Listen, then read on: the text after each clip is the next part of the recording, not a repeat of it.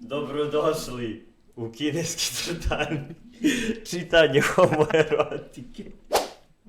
Jujutsu Kaisen karaktera Satoru, Goje i Geta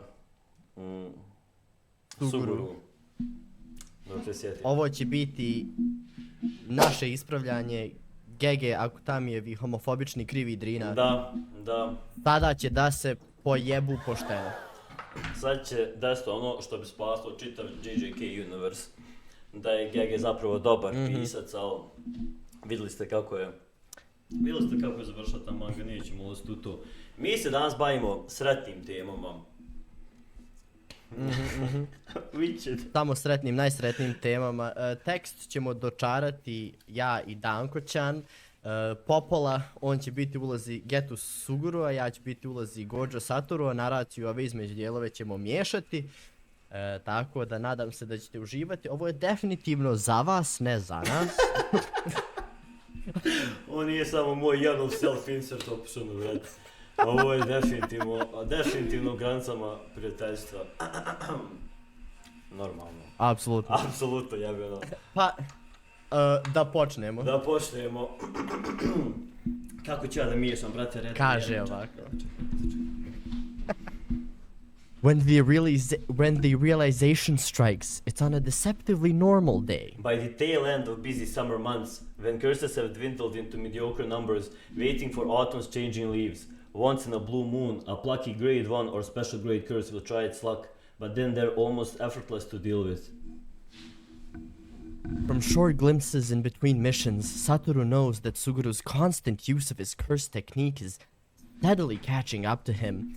To tell the truth, Satoru's feeling a little ragged himself. A reprieve away from the incessant hordes of curses feeding off of and born of the fears of the sprawling population is definitely well deserved. They sleep in and spend time on random non-life-threatening hobbies picked up from the internet. Shitposting, na primjer. Sometimes Shoko will join them in the afternoon, but the days end solely with two of them watching movies while shoveling junk food into their mouths. Prijateljsko ponašanje. Except when their pantries are empty, in which case they need to shuffle out the dorms of an impromptu shopping trip too late into the night. Suguru, no! If you take out the toffee popcorn, I will scream right here in the middle of aisle 4 at 2 a.m. You've got 6 bags in there already. We don't need... Jeste prodero?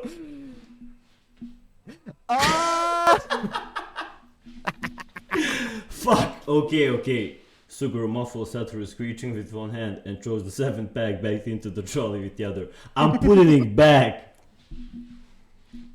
Satoru licks his hand just to be annoying, and Suguru looks at him with disgust. Don't do that, he chides, if he isn't pattingly wiping away saliva on Satoru's shirt. You don't know where my hand's been. What is blood insinuating that?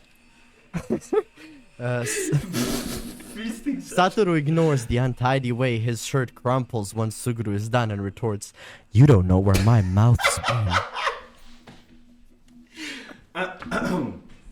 Their eyes meet, and he can tell they're thinking the exact same thing when Suguru snorts. They both dissolve into fits of laughter for way longer than the joke warrants. A stranger passes by while giving them an odd look. Satoru is too busy enjoying the fluttering feeling he gets in his chest from hearing Suguru's giggle to care. It's nice. Come on, Satoru says, pushing their trolley forward. Let's pick up your mint chocolate. Suguru frowns. You hate that ice flavor. But you don't. The comfort of being close. Riz.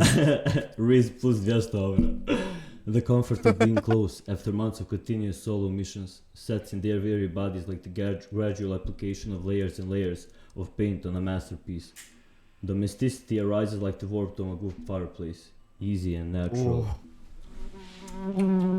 When they're not living it up like everyone in their late teens should be, squawking obnoxiously while attempting the sophisticated art of bird watching or annoying Shoko until she kicks them out of her dorm room, Suguru insists on teaching their hapless juniors hand-to-hand combat. So to do just that, Suguru is heading to the training grounds. An air of mundane routine flickers in the greenery and traditional buildings that greet them outside the dorms. The late morning weather is too hot for a jacket, and Satoru insists of coming along because... You'll be bored by yourself, Suguru. You need me around to keep things light. That is nowhere near true, and you know it. Implying that you wouldn't miss having me around, eh? You don't have to lie about how much you really love me, Suguru. Satoru grins and tries to ignore the nagging, insecure thought that it might not be a lie at all. It doesn't work. It only makes something in his chest shake terribly, forces the hollow of that space to become painfully noticeable. Suguru sighs. Don't do that, Satoru. Do what? He feigns. Don't put up a front like that. If you want to hear me say it, I will, Suguru offers. Satoru holds his breath as the other boy carries on. I'd much rather spend time with you than teach. I've missed you too. Satoru's chest settles. It is strange and also unbearably sweet that Suguru can somehow solve problems that Satoru could barely even begin to explain. He still scoffs because, okay, he missed Suguru a little, but not that much. And even if he did, which he didn't, saying it out loud would be too awkward. Then, why don't you? I told you already. Satoru pouts in the way he knows Suguru hates just to rile him up. He tries not to let it slip into a pleased smile when Suguru's eyes twitches. But teaching is so boring. I can't believe you're planning to come straight back here when we're finally graduating soon. Satoru, children like us are going to grow up and repeat the same mistakes that the people in power now are making, unless they know better. They need good teachers, and I need the experience to be one. Also, I'm not coming straight back. I said in a few years.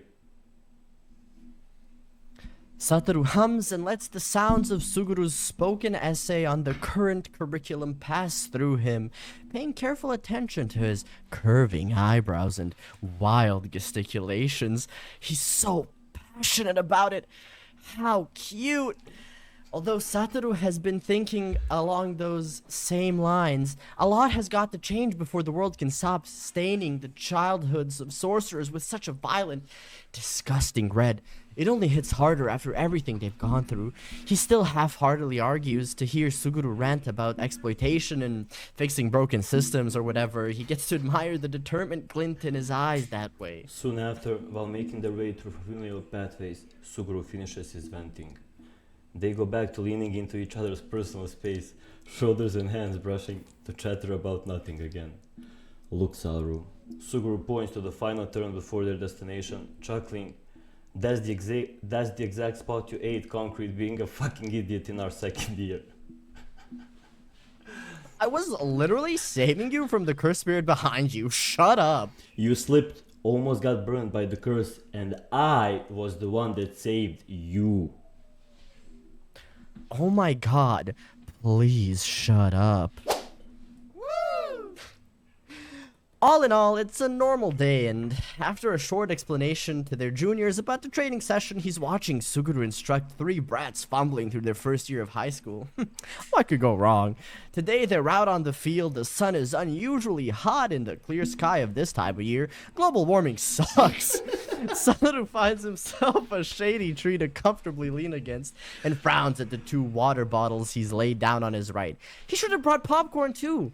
This is bound to be entertaining. Plus, he might have gone overboard with how much he brought on their last shopping trip. Suguru gave him a smirk that screamed, "I told you so," the moment Satoru admitted it. Satoru would have shoved his smug expression away had Suguru not anticipated it, and already stepped back. Damn, he's so hot. So hot and smart. Languidly, he watches the scene before him through his shades. In the past few sessions, the class had gotten used to the basics of soft mats inside the gym. Now, they had to train with skinned knees and raw palms against the beaten earth. A loud tag sounds as Suguru's feet meet someone's face cleanly. Oh yeah, this is also their first time sparring with Suguru instead of each other. The strike is nowhere near full strength, but by the grimace on the kid's face, it still stings. The kid reels back from the force. Satoru gives a low whistle admiring Suguru's solid form. His arms are on full display, unhindered by his t-shirt. In the previous sessions, Suguru had hung back, giving advice or demonstrating moves slowly to give the kids a chance to try them out for themselves. A break in his stance caused by hesitation. He's probably wondering if he should dial it back because he's ridiculous and also incredibly sweet. Is all it takes for another kid to take advantage of the situation. She sweeps a leg from his blind spot and he loses his balance. The final first year reacts immediately and throws a well-placed punch. Satoru whoops at the quick thinking from a distance, wincing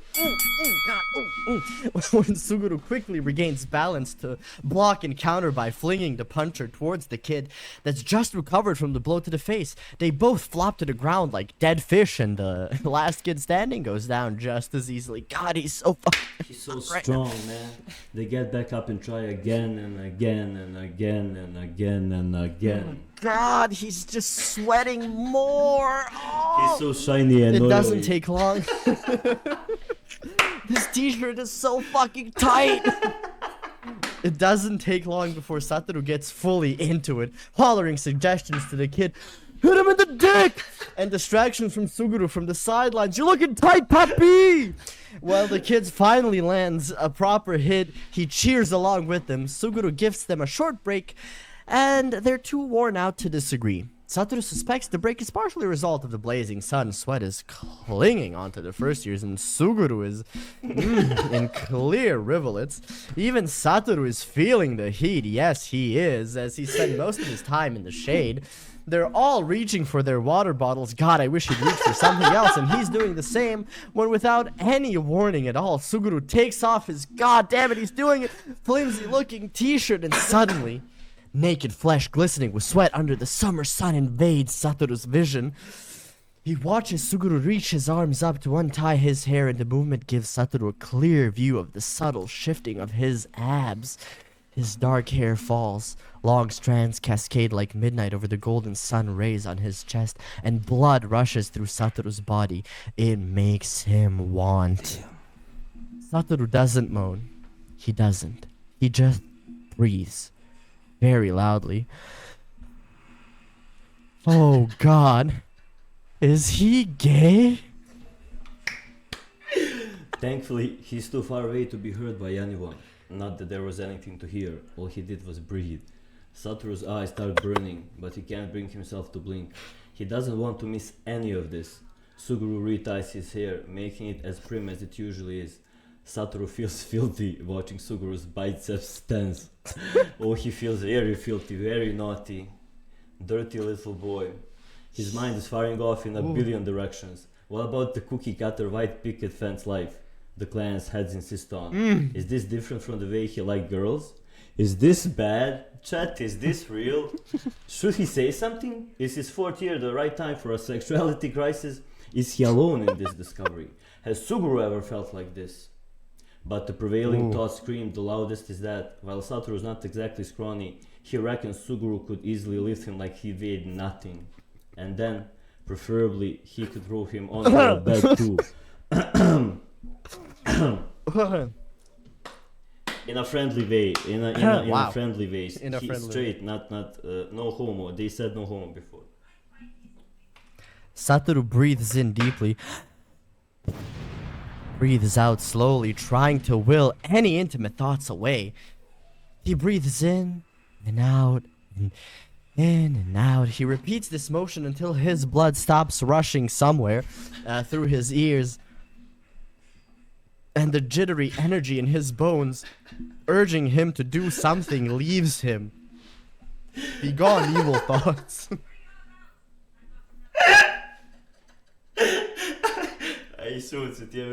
There are probably other moments he realizes it. It isn't exactly news to say that Suguru Geto is attractive. This is just the first time that it is simply a small acknowledgement that his friend works out, or overhearing a passerby whisper in hushed awe to their companion about it, or seeing someone's eyes linger on him too long and silently agreeing with their choice to do so. There's also that time he insisted they share cotton candy from the same stick when usually he'd rather die than pick any option with less sugar. And that time Suguru had leaned in close to check on his forehead scar, and he'd inexplicably wished to have been scarred sooner. And that other time when...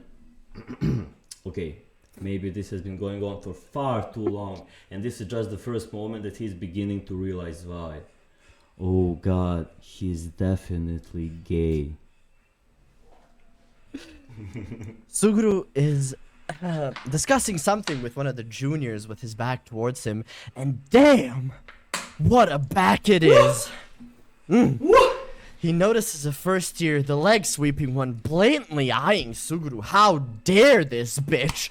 And opens his mouth to tell her to back off before he catches himself. It is much less embarrassing to stay quiet than it is to be openly, irrationally jealous of a kid eyeing someone he had definitely, he had identified as his maybe crush 2 seconds ago. He gulps. The strange nausea that comes with thinking of Suguru as his crush down with water. With my prayers, Suguru waves to him. Oh no, don't do it, over the rim of his bottle lid. Ha! Satoru thinks while returning the gesture. Take that, shitty kid. Suguru is waving at me. And Satoru feels like the dumbest person in the world because, well, the wave means that Suguru is making his way towards him when he's in the middle of his sexuality crisis. Oh god. What's the most normal way to run away from this situation? Too late, Suguru's already here. Satoru pointedly does not look at him while he takes a seat on his left. Their shoulders are so close. Too close. He directs his eyes to a blade of grass on his right that is like every other blade of grass in the general vicinity. He sets his water bottle back down gently in an attempt to act normal and watches its contents spill onto the ground when he fumbles. Shit, he forgot the lid. Oh no! He screws on the lid with shaking hands. His breaths are coming out sort of shallow. Suguru definitely notices. There is no other way he can keep this a secret, especially when they spend so much time together. What if he makes one wrong move and Suguru looks right into his eyes and just knows? Are you feeling okay, Satoru? There's a pause as he tries to remember how to speak through the heavy loading in his chest. I'm fine. Okay. Just his luck to crush on Suguru, who can sense Satoru's lies from a mile away. Are you sure? Yes, he insists, twirling grass between his fingertips, still resolutely looking away. Alright. A sturdy arm appears in his line of sight, pointing. Can you pass me my water? Satoru complies, easily picking up the bottle and turning left to hand it over. He only realizes his mistake when he's met with the rippling expanse of Suguru's bare chest. Satoru gulps. He tries to maintain eye contact and listen when Suguru speaks, but a stray drop of sweat, where's that sweat going? No! Sliding down distracting planes of his built torso. God! He's making that really hard! Satoru wants to touch it or lick it off. He's going insane! Suguru waves a hand in front of him. My eyes are up here, Satoru. I know that. Put on a shirt, you exhibitionist. There are innocent children present. He's definitely bossing, and if Suguru's smirk is anything to go by, everyone can see it. Woo! Gang shit. Good job, JJK Fanfic. Bravo. Publiko, da li je ovo stvarno? Part 1, publiko, ovo je tu partner, naravno, ostavili smo vam Sosi drugu polovinu za sljedeći video. Ja. Ne, definitivno zato što ja i Danko samo iz sedmice u sedmicu želimo da čitamo homosexual fanfiction jedan drugom, definitivno ne. Real, ništa slago nije čovjek, by the way. Ništa slago nije čovjek. Ovo je čisto biznis, firma radi. Apsolutno. Pravit ćemo specijalni Satoru Gojo i Suguru Geto merch kineski crtani jednog dana da se svi sjetimo ovog trenutka kad je JJK bio stvarno nešto lijepo, dobro. Ja se nadam da ste vi uživali jer mi definitivno jesmo. Ja idem poslije ovoga. Sljedeći možda bude live stream, možda bude opet offline. Zavisi koliko Sarajevo odluči, brate, da mene zlostavlja sa internet situacijama. Istina. Otprilike. Eto, toliko od nas, jedna kratka, slatka epizoda kineski crtani Doujin Special. Naravno, koji svaki put like, share, subscribe, sve na socijale podijelite. Ako imate ovakvi još sranja, slobodno šaljite, pogotovo ako nekom dobrom univerzumu. Šaljite, apsolutno. Rado ćemo, brate, čitati. Dovećemo i nemoj da čita jednom samo. Da čita Tehnolize fanfic, u kojem se nešto desi. Ne! A bi bilo smiješno, iskreno. Uglavnom, hvala što ste gledali. Hvala što ste gledali. Biće još ovako ovih sranja malo sa strane da razbijemo monotoniju. A sad ćemo uskoro pišiti u anime i sad će završiti ova sljedeća sezona, početi winter, tako da vidimo se firma radi, kineski crtani out, bye bye. Bye bye.